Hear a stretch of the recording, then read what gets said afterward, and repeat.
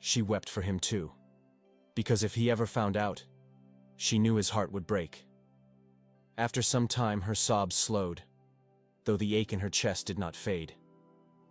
She rose shakily to her feet and splashed water from the clay pot over her face, trying to wash away the traces of her tears.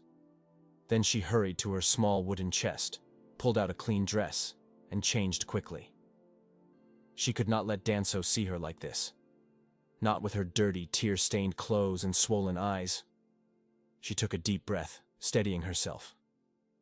She forced a small, practiced smile onto her lips, the way she had done many times before. With a determined heart, she stepped out of the house and walked back toward the farm. As she reached the farm, she saw him there, still working hard, his back bent as he cleared the weeds around the yam mounds. His shirt was soaked with sweat, and his limp was more noticeable after hours of labor. But there was a look of quiet determination on his face. When Danso spotted her approaching, he straightened up, wiping his brow with the back of his hand. A warm smile spread across his tired face, but there was concern in his eyes. "Amina, my love," he called out, his voice rough from the day's toil. "You stayed longer than I expected. And why the change of clothes?" Amina's heart thudded painfully in her chest. For a moment, her throat tightened, and she feared the tears might return. But she swallowed them back and forced another gentle smile. I accidentally spilled water on myself at home," she lied softly, keeping her eyes away from his searching gaze. "I had to change before coming back." Danso tilted his head, studying her face with quiet concern. "Are you sure you're all right? You seem different." She chuckled, a sound too light for the heaviness in her chest. "Just a little tired, that's all," she replied quickly. "Let's finish the work before the sun disappears." Danso wanted to ask more, but he trusted her words and gave a small nod.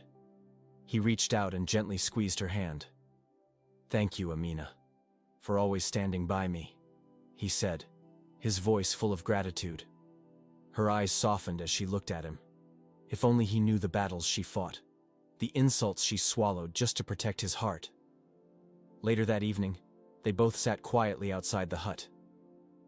"Danso," she said softly, her voice filled with concern. "You've been quiet for days.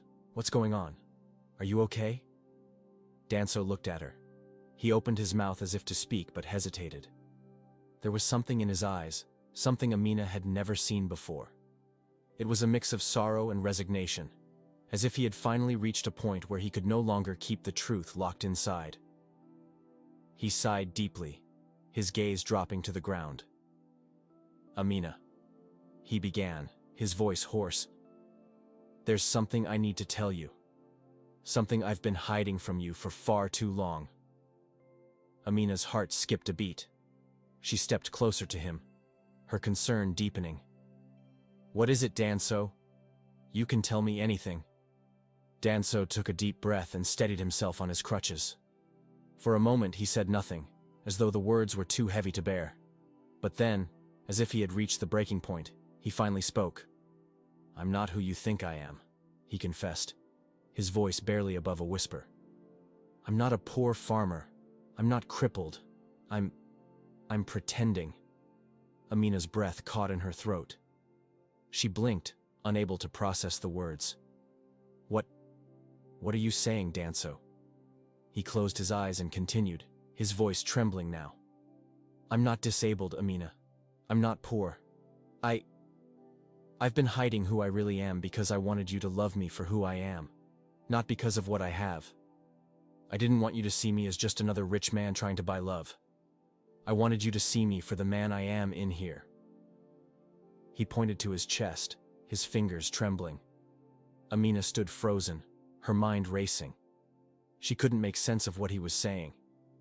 The man she loved, the man she had built a life with, the man she had supported through thick and thin. He was not who he said he was.